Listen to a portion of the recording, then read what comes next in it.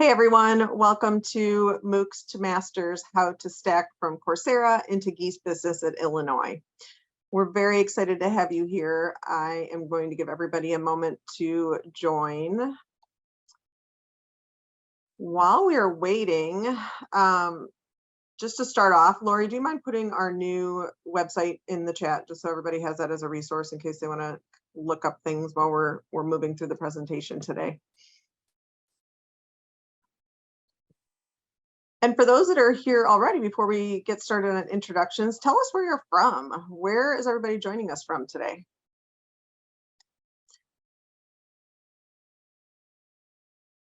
We've got the United States pretty much covered with our panelists today. I am in Champaign-Urbana. My colleague Lori, she is out in Bend, Oregon. And Eric, our guest today, is in Seattle, right? Yes, in Seattle. So we've got that covered. Let's check out the chat and see where everybody's joining from. New Jersey, Chicago, Illinois. We got a lot of the states represented. Do we have anybody?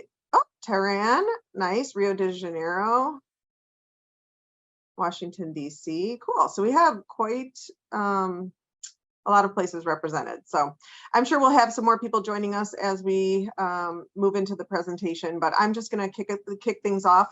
My name is Kate Deering. I'm an assistant director within Gies Business here at the University of Illinois, Urbana-Champaign. I work in the recruitment space, so doing webinars like this, really working with prospective students to hopefully answer all of your questions and get you jazzed up for applying to one of our programs. You may have noticed this QR code on your screen. I just want to point that out. That is a great resource if you want to scan that with your camera right now. If you have any questions and you want to reach out to us quickly, we can just go ahead and scan that code, a short form of fill out, pop up on your phone, and then we'll get back to you pretty quickly in a day or so if you want to chat with us. So I just wanted to point that resource out. Hopefully everyone who's here is joining us as maybe a current Coursera learner or maybe looking into starting that. But if not, we're going to be explaining what that looks like today and all of the other options that you have to kind of access learning within Gies Online at the Gies College of Business. So we're very excited to have you here. A couple housekeeping items. I encourage you to interact in the chat. We love chatting with all of our registrants and attendees during our webinars. But if you have like specific program questions, go ahead and put those in the Q&A feature. It's much easier to track those. Everybody can see the answers there, so it's a little bit easier to just answer questions one at a time. So go ahead and put those there. My colleague Lori Hayes is here today, also within Gies. She's going to go ahead and answer those questions. And then we also have a special guest that I'm going to introduce here in a moment. But if you have specific questions for Eric, he is a recent grad from our program, so you can also ask specific questions right there in the Q&A for Eric. He's able to answer those as well. Okay, so let's see. So the chat, let's reserve that for fun stuff. For instance, can you guys throw in the chat, how many MOOCs on Coursera have you ever completed? Let's see what kind of experience we have here in the chat. While you're doing that, I'm going to advance my slides and just give you a little bit of an overview of what we're going to cover today. We are going to kind of dive into the Gies stackable design. So if you're familiar with one of our MOOCs or you've taken one of those, which hopefully I'm going to check out the chat here in a minute. If you're familiar with the Coursera platform, we're excited today to show you all the other credentials and stacking options that you have within Gies Business. So I'm going to explain each of those steps as far as like the application process, credentials, cost, all of those questions that you have, hopefully, and then talk a lot about what it means to take a MOOC versus taking an Illinois course versus moving up to maybe a grad cert to a master's degree. And one great part of our presentation today is that we have authentic student experience to be able to share with you in our guest, Eric Wolf. So we're very excited to have him here. He is going to be with us throughout the entire kind of 45 minutes to hour or so and answer questions as we move throughout the presentation. Just to reflect on what it's really like to be in the program. So, Eric, do you mind introducing yourself? Give us a little bit about your background, maybe what program you were in.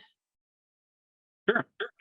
So my name's Eric Wolf. I graduated, I think, in 2022. I started off, like a lot of you probably are, taking some of the MOOCs to really get some better content and help me in my career, and then evolved slowly into a full-time student and completed the program.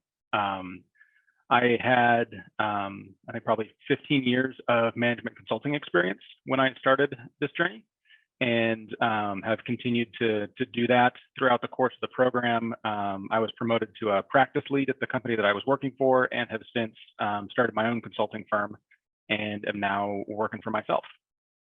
And I'm happy to share my experience and see how the program has evolved since when I was intimately involved with it.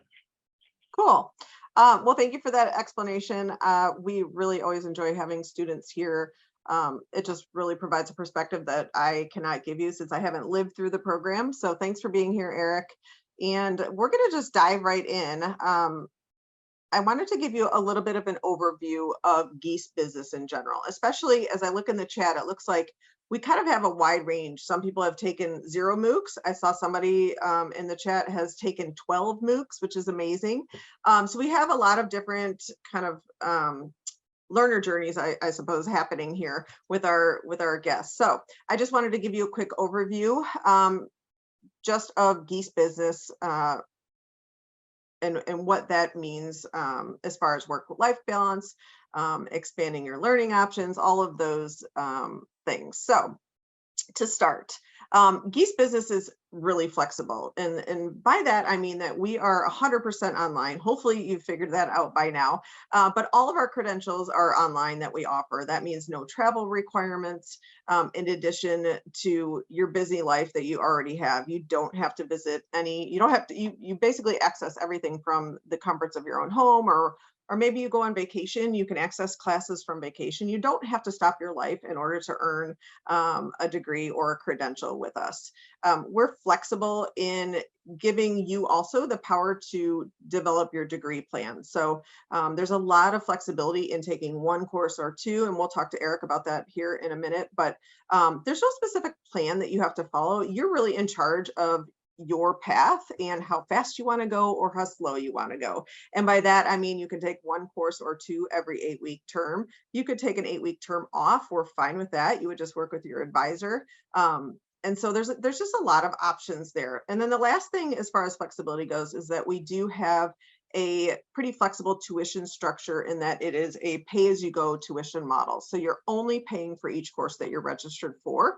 There's no lump sum. You're going to be able to spread that out throughout your entire time with us. The next kind of pillar, I guess, that makes up Gies Business is that our credentials are stackable. They stack and they work together. So wherever you're at in your learning journey, we have an option for you. And I hope that's a big takeaway from today. We're happy to work with you to figure out what that great or what the best path is for you. But we have MOOCs that you can start with, which are single courses for upskilling. You can take just take 1 4-credit hour course and kind of take that next level. And we're going to talk about that here in a minute. We offered graduate certificates, which are 3-course or 12-hour sequenced courses that you can master a specific topic. And these are also now stackable into our master's degrees. So there's so many options. And I think this kind of unique stackability, it really offers you, first of all, a chance to try out our kind of learning structure and how we deliver information. And then I'm sure you're going to love it, but you can build from there once you decide that you're really ready to take that next step. And then lastly, online by design. We actually launched the IMBA program back in 2016 purposely, and we designed it to be delivered to thousands of learners worldwide. We intentionally designed the courses to be combining this MOOC kind of foundational material along with a high engagement component so that you can access this anywhere, anytime without giving up your career or your family commitments. And so that's really important to us. And we just want you to know that we specifically created the program like that. I think there's a lot of programs out there right now that are kind of pivoting during from COVID and or during COVID, and now they're converting to online. That's a little different than intentionally designing your program from the get-go to be delivered this way. I just wanted to focus a little bit more into the second pillar, which is that stackability pillar that we just talked about. This slide is just a great visual of all the different options that you have as far as where you're going to come in and kind of access your learning. So there's free MOOCs on Coursera. There's non-degree single courses, 4-credit courses. You can take those 12 hours, which is going to be a graduate certificate. That is an application process as well. And then there's that master's degree level, which is the far box on the right. All of these complement each other. They all allow for development of new kind of targeted knowledge, and they all allow you to work at your own pace. So, and then lastly, they are all outcome driven. All of our courses and credentials are outcome driven. And by that, I mean, you're going to see career impact at each specific level or each stackable step. So for instance, you could take a MOOC and just learn a small specific skill set. You could also take a 4-credit, or maybe you want to take a series of courses and possibly lead your division in a new way to kind of interpret some specific data after taking like business analytics or something like that. Or maybe you take a whole strategic leadership graduate certificate, and now you're going to pivot and lead a team within your organization. So each step is going to have a specific outcome. Here's what the Gies learner journey looks like if you want to take part in every step. Now, keep in mind, you don't have to do it that way, but if you were, I know it's probably going to sound a little bit repetitive, but that first step is the Coursera MOOC, and we're going to dive into that here a little deeper in the next slide. You can take that MOOC knowledge and then stack that into an Illinois 4-credit hour course. So all of our 4-credit hour courses have 2 MOOCs built into the course as your foundational material. That'll make sense here in another minute. From there, maybe you really enjoyed that 4-credit hour course. You're going to take 2 more after applying to be part of a graduate certificate. And now you're going to master a specific topic like strategic leadership and management or accounting analytics. Maybe it's a taxation grad cert. So lots of options there. And all of those are stackable into our master's degrees. Recently, last year, we actually just announced that you can now even stack an MSM or a Master's of Science in Management into an MBA now, which is the first for the University of Illinois to do that. So we're very excited about that.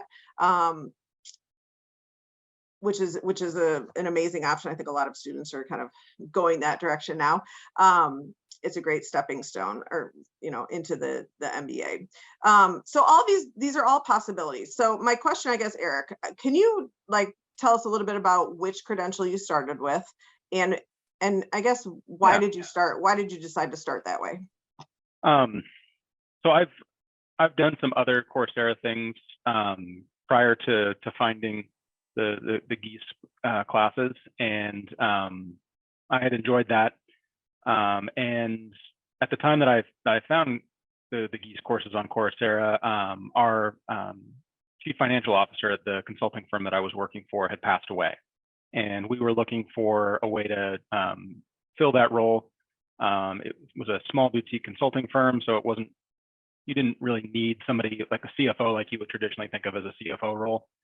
And I asked to be considered for that, and part of the way that I prepared for, I ended up serving as the temporary bridge until we hired a full-time CFO and HR person, was to do the finance courses on Coursera to just get my financial literacy and capabilities bumped up. And I found that I really liked that. And so I started looking into some of the other offerings that were available at the time through Coursera from the IMBA program. And continued to do some of those programs on Coursera just to get into that knowledge, because I'd enjoyed the finance series so much and thought it was really useful. And I was definitely able to take some of the concepts and tools that I learned in those MOOCs and apply them directly. And then I learned a little bit more about the IMBA and decided that I wanted to see if it was something that I thought would provide additional value to me by getting into the high engagement portion of the courses, which are here the non-degree courses and graduate certificates. And so I started taking a micro econ high engagement class. And my undergrad was in economics, and so I thought that would be a good way for me to sort of understand where things were going to be and what kind of additional value the program would provide to me, because I think it's a little bit different for everybody. But I really enjoyed that high engagement side of the program, and it really felt like the MOOCs were the underlying content for the most part, and then the high engagement was the application of that content. Working with other students, and it was a lot more engaging, and there was a lot more networking that went on in terms of working directly with other students. Almost all of the program or all of the classes on the high engagement side had a pretty large portion of group work that went on. And whether you work with a good group or a bad group, you're always going to take something useful away from that experience. But it also makes you look at the information and the content a little bit differently. Because you're trying to understand it through someone else's perspective, which I think is a really, really helpful part of the IMBA program, and something that you don't get as part of just the MOOC, because on the MOOC side, yeah, you grade other people's papers and whatnot, and do some of that interaction, but there's very little collaborative work on the MOOC side. It's really more the base content and concepts, and then the real application of that and trying to figure out how you would actually use that for something useful comes on the high engagement side. And that was really the main difference between the two. There's also some additional content that comes with the high engagement, but it's all the same professors with some minor exceptions. If there's courses that are rolling over from one professor to another, they may be a mismatch in the Coursera professor that's presenting all the material when you watch the videos versus the professor that you're hearing from and working with on the live sessions and things like that, but they're almost always the same. Yeah. I think that's a perfect kind of segue into maybe explaining the things that you're talking about, so that we have a little background for our attendees as far as like the Coursera component and the high engagement component. So thank you for sharing that you started with the MOOCs, and I think you're not alone. I think that's kind of a similar background than a lot of people that are joining us today. So let's just explain for those who maybe haven't taken a Coursera MOOC. I do want to just touch on what each of these steps look like briefly. And so a Coursera MOOC is on that Coursera platform, which is a very large educational platform. And MOOC, just so you know, it stands for Massive Online Open Course. It will take you a while to remember that, but that's what it stands for. Essentially, these are non-credit asynchronous courses that you're going to complete on your own time. They do offer specific career-aligned training, like foundations of everyday leadership or developing a winning marketing strategy. You will earn a digital certificate that you then can share on social platforms if you'd like. You earn that by paying a subscription fee to Coursera, or you can audit these for free. And we will talk a little bit about that option. I think that's a common question. People who have taken a Coursera MOOC and they reach out to us and they ask us, well, have I earned the Illinois credit or transcript credit? The answer is no. So Coursera MOOCs count if you've earned a certificate, an actual certificate from Coursera, and then you apply to one of our programs. Once you're an admitted student, we actually link up your Coursera account to your Illinois account, and it will recognize any certificates that you've earned. You will get completion credit for that portion. So yes, do you have to repeat that exact MOOC during the class? No.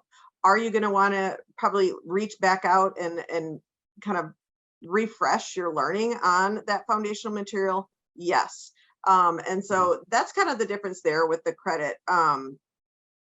Did you go back, Eric, and kind of look back on some of those Yeah, MOOCs that you had already taken? absolutely. And I did all of the Coursera work ahead. So even once I decided to enroll or to apply and be a full-time IMBA student, I tried to complete the Coursera piece well ahead of actually taking the high engagement course. And then I also re-enrolled in that same Coursera piece live, because sometimes there were small changes and you weren't required to re-earn their certificate through Coursera, but it was a good way to just like refresh yourself on the content of what was going on. And for me, some of it was very straightforward in terms of the, I would do a Coursera course, and then a month later I would do the high engagement, and that was pretty well connected in terms of keeping myself fresh with the content. But especially for like the finance stuff that I took at the very beginning on the Coursera MOOC side, I definitely wanted to be re-enrolled in that so that all of those same concepts were coming up, and the underlying expectations of what everyone else was going through, if they were doing both at the same time, that I was getting that same kind of exposure to the content, so that I didn't forget about Right. what what beta was, or how to calculate a certain financial metric, or things like that, because there's a lot of detail that goes into that that you'd have to be familiar with in order to understand how to apply it and use it in something like a corporate valuation or anything like that you are working with a group on. You probably had a Um, little inkling, like you recognize what you were doing, but then it is really yeah, good to have that refresher. So yep. um, The other that's real big benefit, I think, of doing the Coursera stuff ahead of time was that I was able to put together a lot of the concepts that sort of wove their way through the set of courses that made up each specialization. So for each of the specialization areas, and I might be off on the terminology here, I haven't looked at this recently, but it's like there's a finance and an economics and a management and leadership, and I did entrepreneurship and business analytics as my electives. There are 3 high engagement classes, and each of those high engagement classes has 2 Coursera MOOCs that go along with it. But a lot of the time across those 3 high engagement courses or 6 Coursera courses, there are things that you get in the very last one that are useful in the others. And so it was really nice to learn all of the underlying concepts, and then as I was going through, having seen a lot of that, being able to expand and make linkages between the various different concepts from some of the other courses, and have a little bit better understanding, and have a little bit easier time applying some of those integrated concepts across the various different classes. Yeah, I think a lot of times we like to refer to the Coursera MOOCs as kind of like your textbook in the course. So think about think Yeah, back to way back to your learning, possibly back in college, where you have your textbook ahead of time, but then you're really going to hear from your professor and get deeper into projects and really collaborating and interacting with students and your faculty members. And that's what a Gies non-degree course would look like. So this would be maybe a nice next step if you wanted to try out one of our courses.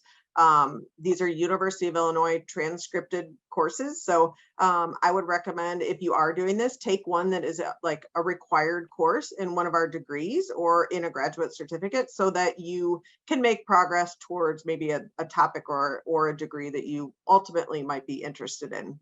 But these include a Coursera content and a high engagement component. So these really kind of work together, but the additional parts that you're going to experience besides that Coursera MOOC is where you're going to engage, like I said, with the faculty and your classmates.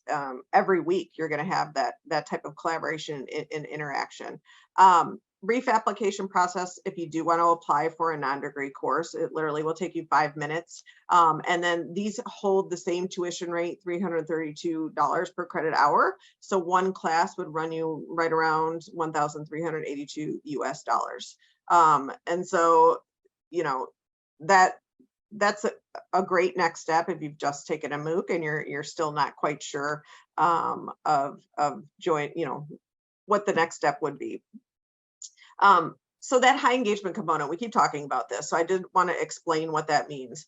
all of our courses are going to have those 2 MOOCs included in, like there's a 4-week MOOC and another 4-week MOOC. On top of that, you're going to have 1 live weekly lecture that's about 90 minutes long, where you'll be in front of your professor. You are going to have small group breakout sessions where you're working through a case study or working on a question that the professor assigned. You'll go back to the class, you'll interact, they call on people, the chat's always really happening in our live sessions. And that's one portion. Outside of that, then you're going to have group projects that your professor assigns, where you're working with 4 to 5 other students on a project. You will also have individual assignments, tests, essays, things like that. And then there's also faculty office hours, which are amazing. These are offered many times during the week. Your professors are really accessible. Eric, did you go to faculty office hours much? Sometimes. Yeah. I did enjoy the faculty office hours, and they were useful. But I think the team, I relied more on my teams and groups than I did on the faculty office hours. If there was something especially difficult or that I wasn't really keeping up with, I would try and attend the office hours. Mm-hmm. But the teamwork was a lot more useful to my style of learning, at least, to help sort of solidify and further understand a lot of the concepts that we were working through. Okay.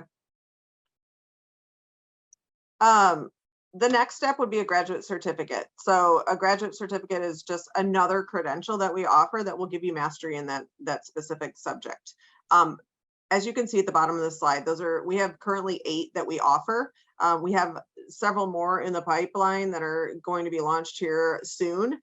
These combine 12 hours of credit to earn a transcriptable certificate that can stand on its own, or you can use, again, that as a stepping stone into a master's degree. These do require a resume, personal statement, a TOEFL test if you are an English proficiency test if you're an international student, and the transcripts from your bachelor's degree. But I think these credentials can give you a lot of confidence and knowledge in a specific area, like accounting basics, or maybe you do just need a little strategic leadership and management training. So that one in particular would be great for an early to mid-career professional who wants to take on a leadership position, or maybe that you're already a leader and you want to strengthen your capabilities with a little bit more formal kind of education. So that would be perfect for you. One common question that I did want to touch on is, you may have taken a specialization on Coursera. I think this is a question that I get all the time. So say you took 6 MOOCs on Coursera, where each 2 kind of correspond with one of our 4 credit courses. Oftentimes we get that question, is that going to count as a course? So the answer to that is no. You will get that, again, completion credit for taking those MOOCs, but you still need to enroll in one of our courses, apply, and then you will add on that high engagement component. And that is actually when you're going to earn your transcript credit from the University of Illinois. So a lot of questions like that. I think what you're missing is that high engagement component. You're missing the networking, a lot of collaboration that we're gonna talk about the ways that we do that here in a moment. But that is kind of what you get in addition, or you gain in addition to just taking a MOOC on its own. The next step is the I degree. So we offer the IMBA, the IMSA, and the IMSM. Eric, you talked a tiny bit about like transitioning. Was that a hard transition from just taking MOOCs to jumping to the IMBA? Not so much content-wise. It is a lot more time to do the IMBA program versus just the MOOC. Mm-hmm. And there are a lot more formal deadlines. And so, Tuesday nights, things are due. And depending on how many courses you're taking, it can be a pretty significant time commitment. Whereas the MOOCs, if you are getting behind, if life crops up, you can definitely be like, oh, I want to defer to the next session. That's not nearly as flexible when you're in the high engagement side of things. And so there's definitely a much more significant time commitment, and then the academic or increased workload intellectually is, how you're applying all of this stuff and working on your group projects. And so instead of just talking about, how you calculate EBITDA for a company, you are applying that to a problem that you're working on with your group and talking about why you care about what a company's EBITDA is and how that impacts your understanding of their operations or their value, or whatever the group project is. So that is it's another dimension on top of just the basic content that you're learning from the MOOC. There's a lot more of the application and usefulness that comes from that knowledge. Okay, that's a good way to differentiate. I did want to just kind of give you just a little bit of a brief overview of each master's degree program, and then we'll get a little bit more into applying to some of these credentials. But the Master's of Science in Management is made up of many different learner types if you're interested in this degree. We have students with non-business backgrounds looking to develop leadership and management skills. We have business backgrounds that are starting to lead teams and they need some management training. And then we also have just really highly technical backgrounds that are looking to broaden their basic business knowledge. So this degree comes in at right under $12K, and you can finish it in just 1 year. All of our master's degrees actually have a maximum of 5 years. So that 60-month timeline on your screen is a graduate college rule. So if you're not done by that 5-year mark, we are going to have to, we'll be nice, but you'll be done shortly after that. But no one usually goes that long, but know that you do have the option if you need to spread it out like that. This degree has the same flexibility in taking 1 or 2 courses based on your needs and your life per each 8-week term. So if you take 1 course every 8-week term, you're going to be on a 2-year timeline. If you kind of take 2 courses each 8-week term, you would be on that 12-month or that 1-year timeline. We do have 5 start dates, which so we're very busy here at Gies. We have many students just constantly coming in, which we love, but you can start at January, March, May, August, or October. You will complete 36 credit hours, which is going to total 9 courses, 6 required, and then 3 electives. We have lots of electives to choose from. You can choose a couple predetermined elective tracks, or you can just make your own path, which is pretty cool. And then, as I said before, the MSM is actually stackable, all 36 hours, into our MBA program. So if you start with the MSM, especially if maybe you don't have a 3 years of work experience that is required for the MBA, this gives you time to work towards your degree, but also gain some professional work experience. And then at a later time, you can apply to the MBA program and finish that out. So, so just another great stackable option.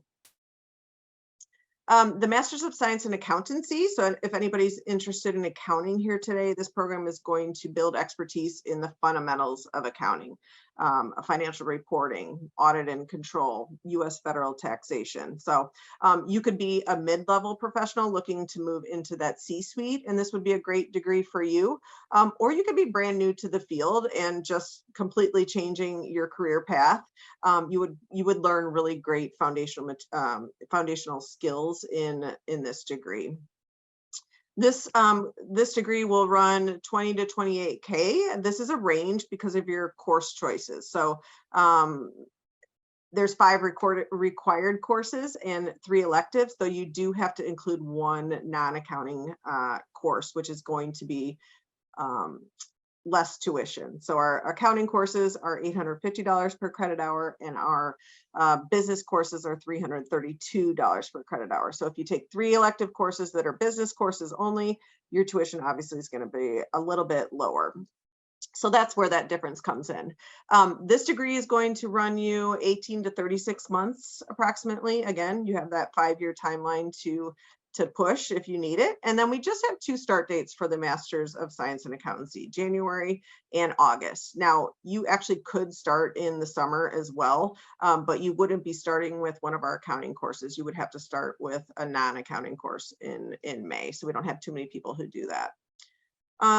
This will be about 32 credit hours, or will be 32 credit hours. And For the electives, again, we have a couple tracks, or you can kind of take any electives that you would like, including that one non-accounting elective. And then lastly, our MBA, our Masters of Business Administration. This one comes in at just under 24K. So all of our degree programs, as well as our credentials, really are super affordable when you look at prices of other programs out there. So you really can't beat the quality of the education that you're getting for the low cost. This program will be 24 to 36 months approximately. Most students go around 2.5, but some students push it. They take two courses every 8-week term and will graduate in that 2 years. You can start in the MBA all 5 start dates, just like the MSM, and you'll complete a total of 72 credit hours. So that's why it takes you a little bit longer. You'll complete 6 specializations, which this is a little bit of what Eric was referring to. And I did want to clarify that a little bit because it can be kind of confusing. Specializations include 3 courses, basically. So of those 6, you're going to take 4, and that's going to be, each of those has 3 courses within them. So that's going to be your core courses. So you'll do 12 core courses, which that's where you're going to focus in on just those core business topics. And then 2 specializations, you'll get to choose from 5 of our focus areas. So one of the great things I think about our MBA is that it really kind of, you get to cater your MBA to your career and your background and what you're, where you want to learn or focus. So you can choose global entrepreneurship, you can choose digital marketing, you can choose, so there's lots of choices for you, and you will choose 2 of those, which will be 6 additional courses. In addition to that, you'll have 2 capstone projects, which are short, kind of in between our 8-week terms, projects that reflect back on maybe on 2 of the specializations that you've completed. And then you'll have a program capstone before you graduate, which is about a month-long project where you'll work with a professor. You'll have a group that you're working with, and you will work on a project that you determine and then present those findings to your peers. So, so great program. Eric, what specializations did you do? I did the entrepreneurship and strategic innovation and the business analytics. Okay, perfect. I know business analytics, that's one of our most popular. I think digital marketing is another one that a lot of people choose. How about a capstone project? Can you describe just pretty briefly what that looks like? Yeah, so for the specializations, it really tied all the main concepts together, and you would do a project for that. I believe I did one in business analytics, and what's the other one I did? Financial management was the other one. And so for business analytics, we had to pull together an analytics algorithm in R and analyze some open real estate data and provide some recommendations and observations about what was going on in the market that we had our data set from, and use that to conduct some analyses and draw some conclusions about what we might do in that market.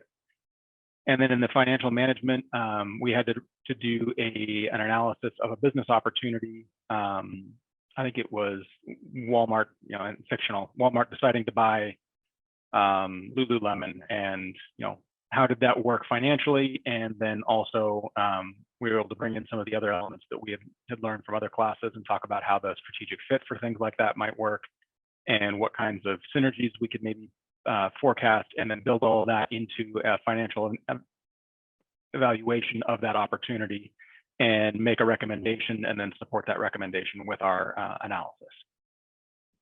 Cool. So kind of like a review of the specialization, essentially, like make sure that you learned everything and kind of bring it all together. Cool. Yeah, and apply all the concepts from each of the 3 different courses. Okay. And then go ahead. Program capstone is pretty much the same for everybody. It was an overall analysis of a company, and you had to do some financial analysis, some organizational analysis, some production analysis, potentially, depending on what's going on, and then look at the economic conditions or the industry that the company was in, and put together an overall assessment of what was going on and make some recommendations for how to think about moving that forward. Okay. And hopefully it's a Those little are bit great. different company each time, but Those are good descriptions. I think a lot of times when you're looking at it, you're like, what is the capstone? So thanks for explaining that. I saw one other question in the chat. All of these programs, as you can see on our screen, it has IMBA, IMSM, IMSA. Common question, the I is not going to be on your transcripts. It's not going to be on your certificate or your diploma. The I purely designates that this is an online program. So originally we had to differentiate way back when we had a residential program, and that's kind of what we came up with. And so that's just for us to designate that this is an online delivery, but your degree is going to be a Master's of Business Administration, the same one that you would earn in any type of residential situation. So it holds the same weight. You're doing all the same work, if not more, and you don't have to worry about that being on your transcript. So I want to kind of fly through the next few of these because I just want to make sure we get to kind of some of the networking things. But if you're interested in some of our programs, we do realize that, or we like to talk about the professional experience that our students are really bringing to the classroom. And one measurement of that is the types of companies that are represented in our programs. And in the IMBA specifically, 70 out of the 100 Fortune 100 companies are represented in our program. And two stats I just want to point out real quick is really regarding the ROI in our programs. 61% of our students will receive a promotion or new job while they're actually in the program. And in times where, the past few years, you don't see really large pay increases. On average, our students have an increase of 22% salary increase while they're in the program. So two really great stats, I think, that represent like the advancements that our students make after the knowledge that they gain in our program. So we do like to point that out. Obviously, the stats on the bottom, our students are really satisfied. They love the program. They recommend it to their friends, and they usually can apply what they've learned immediately, whether it's that week or a month down the way in their current careers. So we talked a lot about the different credentials and what they offer, but I did want to share a little bit of information on networking and student engagement. A lot of times people are like, how am I going to connect to people in this virtual environment? The answer is you have so many opportunities. A lot of them are on this slide. I don't want to get too deep into all of them, but we do, as a organization or as a college, we offer a lot of them ourselves. And then we also have a lot of student-led opportunities. So Gies-led opportunities, we have iConnects, we host meetups where we'll bring in a speaker, or maybe we'll have the dean or someone from our leadership team do some professional development or hold a talk. And then we'll invite current students to that. They get to network, mingle, we'll have some appetizers or something at a restaurant. Those are really great opportunities to mingle with your current students. Immersions, we have one coming up in Brazil. Immersions are offered domestically or internationally, and they are just basically projects that we host for 30 to 40 students that they actually apply to be in an immersion. There's an application process. There is an extra cost. They're not inexpensive, but they're very, very well received. Students get a lot out of these experiences, but basically you'll work with a company and various stakeholders in the community on a project. You'll do some cultural activities as well. This also can count as one of your capstone projects if you are in the IMBA program. And then lastly, iConverge. We have iConverge every fall. It's our kickoff event where we invite all of our students to campus. We'll have some professional development, lots of fun. We go to we'll go to a football game. We'll have a tailgate. You get to meet all of the faculty members. Well, not all of them, but many of them. Our leadership team. It's just a great time, and lots of networking at that event as well. It's not required, but we do. I think I'll show you a slide here, but we had over 500 people at our last one last fall. Okay, move over to the student-led opportunities. As an admitted student, you'll have access to Workplace, which is basically a Facebook group just for our students. Excellent resource. Students use it for sharing study guides. They form study groups. There's actually a group formed for each class that you can have a whole nother group to like discuss whatever is going on in class. People share job searches, helping people with their resumes, and then just a lot of fun posts like people looking back once they've graduated, they, just doing a little reflection on their degree. So really great resource for students. And on that workplace, students naturally and organically form their own groups that meet up locally. So, Eric could say, hey, I live out in Seattle. I'd love to meet up with some current students that live out by me. Let's have coffee or dinner. And then you have this instant kind of homegrown network. I know we were just out there, Brooke, the Dean Brooke, Associate Dean Brooke Elliott was out there, I want to say a few months ago, and had a great group that came out. How do you do student-led meetups, or do you have any groups close to you, Eric? Yeah, so there's a Seattle group on Workplace, and we try and get together, every other month or so for whoever's available to join. And I've done that. And Workplace is also just a really good way to keep a, your finger on the pulse of what's going on with the program and the overall school. And even after you graduate, you retain access to that, which is really nice. And it's a good way to continue to network and keep in touch with folks. Yeah, I'm amazed at the connections that are made on there. And even like as a brand new student, you can introduce yourself on there and instantly you have, 20 friends in the program. So it's really welcoming, and yeah, the students love it. So a couple other things that we offer, obviously in your group work, you're going to be meeting students in every course. A lot of times you'll be with the same students, but it's just another great place to get to know, people from really all over the world, because our programs are global. And then two last things, we have an ambassador group as well as a new student guide group. So if you're interested in helping us, kind of like what Eric's doing today, or speaking with prospective students and sharing your experience, that would be something that you could do in the ambassador group. I actually work pretty closely with the ambassador group. Really fun. They tend to love it. They get to get involved in a lot of things like this. They share their stories on social media, via email. We use a lot of their stories in marketing. So really cool opportunity there. And then new student guides can help you with kind of the onboarding process. They're a little bit, once you become a student, they can be a resource for mentoring or just helping you navigate everything at the beginning. That can be a lot. And then lastly, the IGBA. So this is a recent student group that just formed, the Illinois Graduate Business Association. They kind of act as a liaison between our leadership team and college and the students. So great place to voice feedback.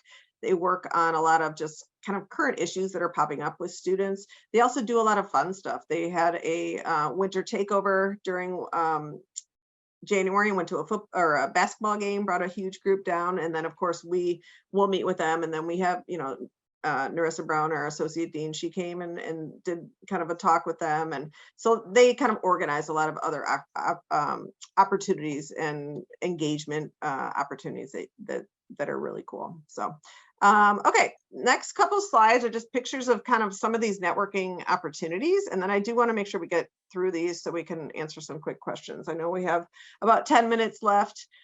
This is a couple pictures from Converge. The one on the right is all of the women that attended. We had 38 states, 17 countries represented. We had a huge group from Singapore that came. And actually we hosted, and we're doing it again this year, in the State Farm Center where the basketball team plays. So it was really cool. Eric, have you come to Converge before? I have not made it to an Converge yet, and Okay. I'm not able to this year either. But I'm hoping to get to one maybe next year. Yeah, you're a little far, I guess, but it's definitely worth the trip. This is a picture of Workplace, kind of just a few posts that this is kind of what it looks like. The one in the middle is a mom. She completed a bunch of the MOOCs and took her course with her daughter on her lap sometimes. In the right, two students met up from class. One was in, I guess he was on a work trip in Germany, and the other student lived in Germany and took him to Airbus where he works, and then went to this apple farm. And so this happened. We just hear stories like this all the time. Our students really, really love to connect all over the world. So it's pretty cool. This is just a couple pictures of student-led meetups. kind of what, like they went to a Cubs game, they organized the night at the Cubs game. The middle picture is actually in Colombia. So this does happen internationally as well. As an admitted student, with one of our credentials, you do have a whole student and academic success team. So I want to make sure everybody knows, like, we're not just throwing you in there and you have to plan everything yourself. You have a whole team of advisors that are going to help you plan out your degree plan, answer questions about which courses to pair, and they're available all of the time. There's lots of options. Express advising, you can meet with them one-on-one, you could just email them. So we're very supportive in that area. Application requirements. So for most of our, non-degree application simply takes 5 minutes. That's super easy. If you just want to try out a course, you just need to have a bachelor's degree and indicate that.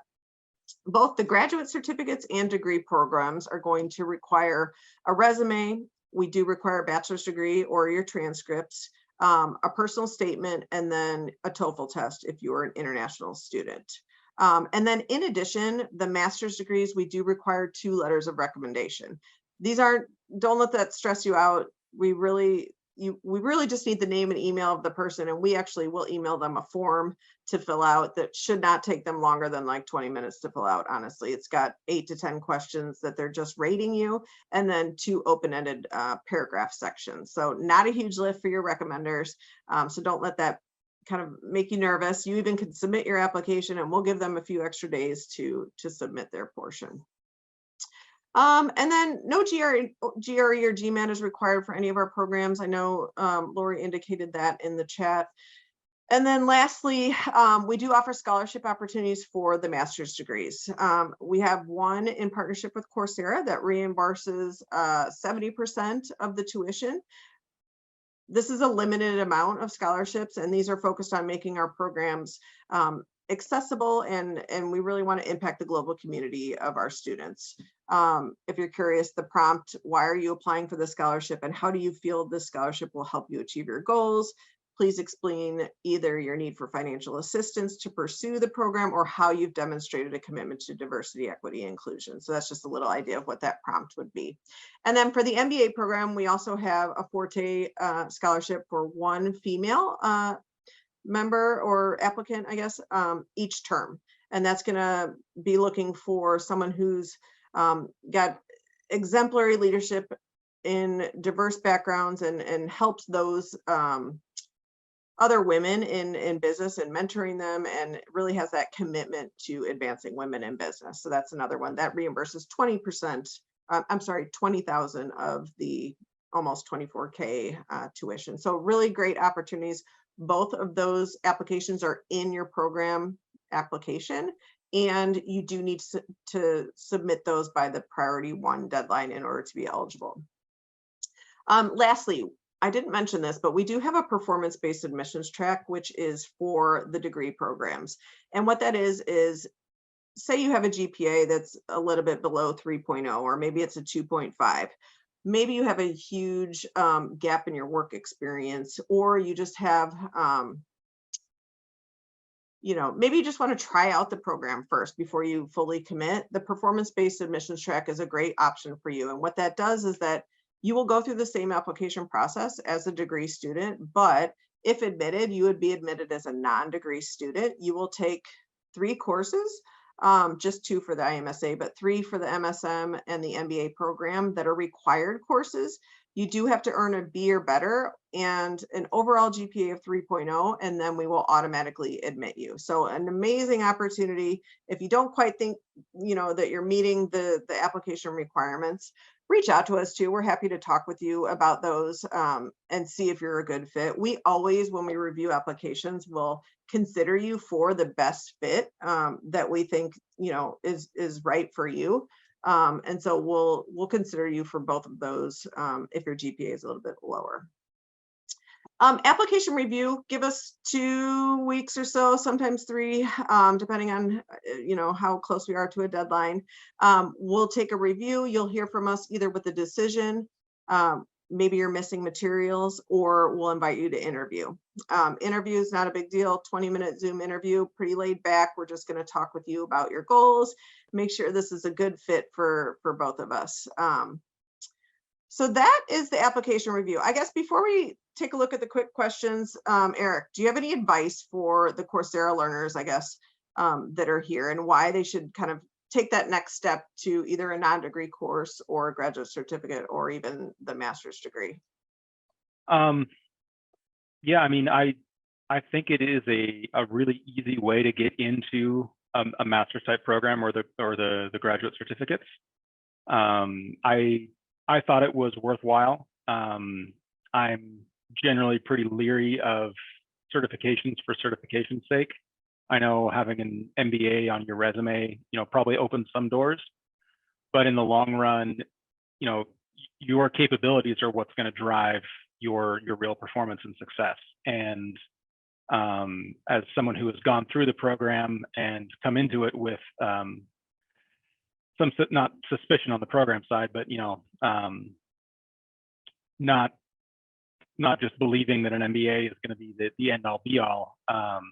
I think the program was really valuable for me. I use a lot of what I learned in terms of the specific content from courses, the skills that I learned working with groups that were, good groups, seeing behaviors and tactics that I wanted to emulate, the experience that I gained working with terrible groups that required patience and frustration to get through, and trying to figure out different ways to make it work, because you're all dependent on the product of the group and your grade.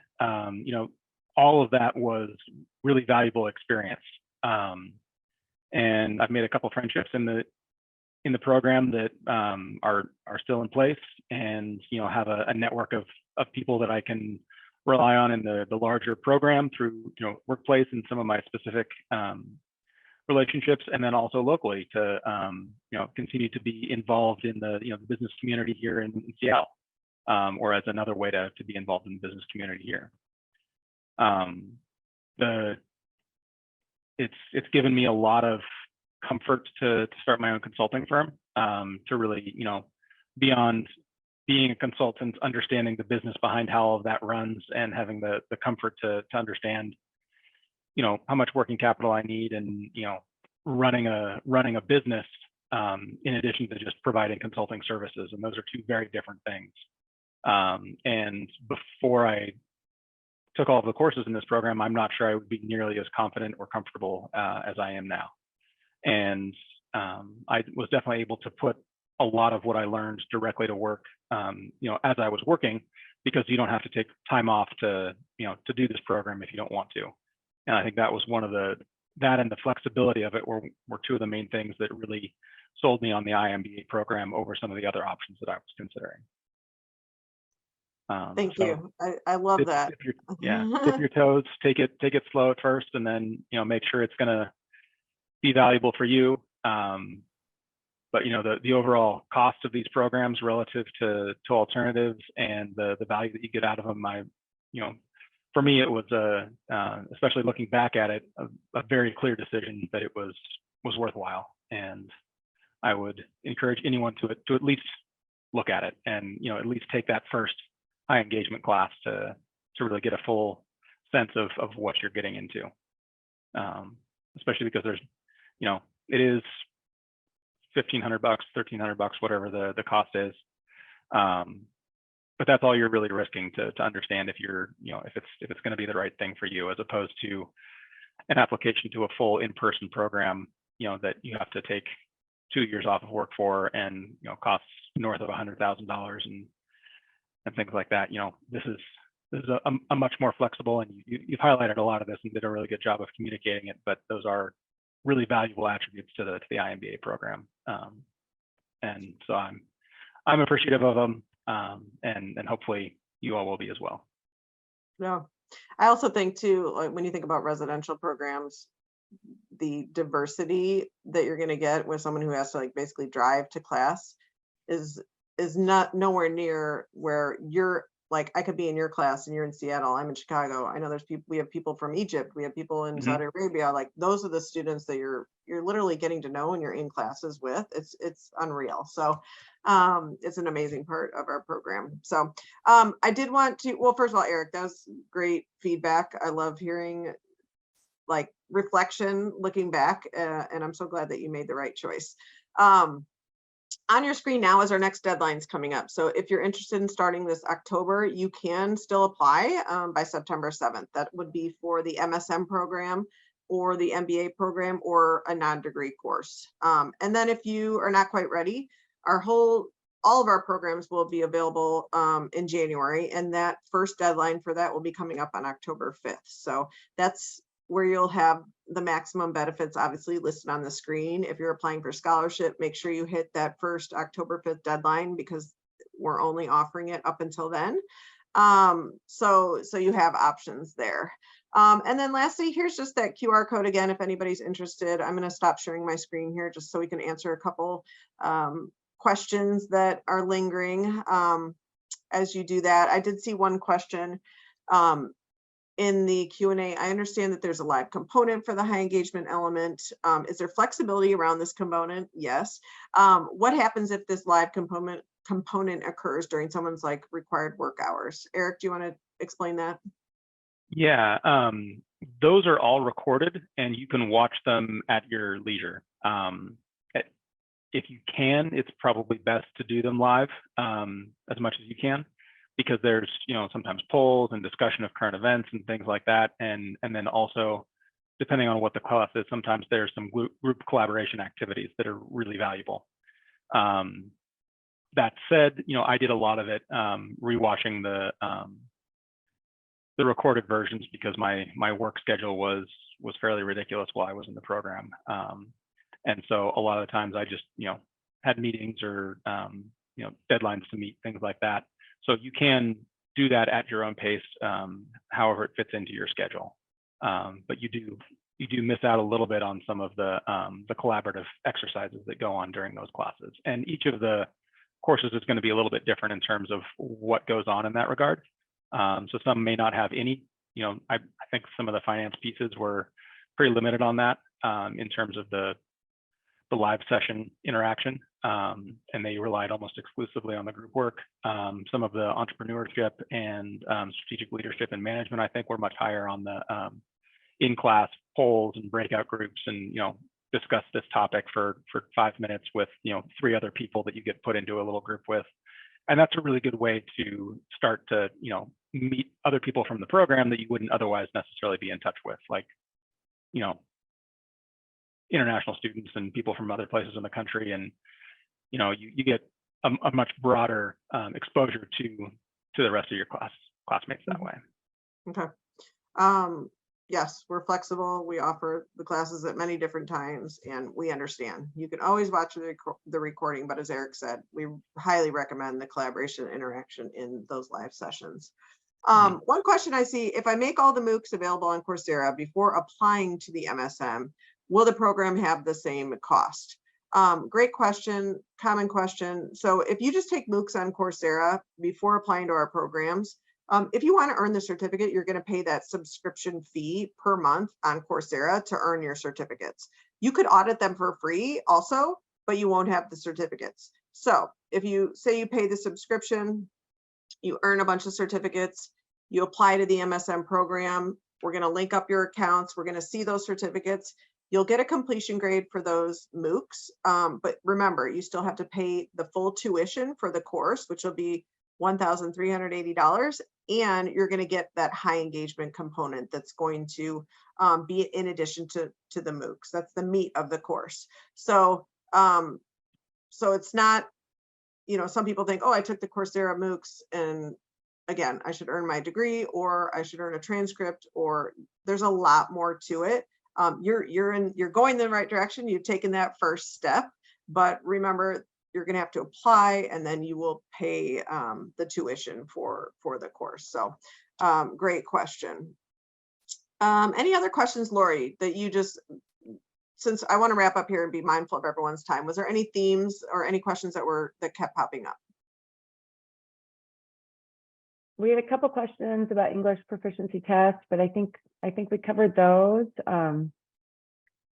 Yeah, I think we covered everything. Okay. Yeah, English proficiency, I really, everybody's case is very specific. Please just reach out to us at Gies Online at illinois.edu, and we're happy to walk you through that process.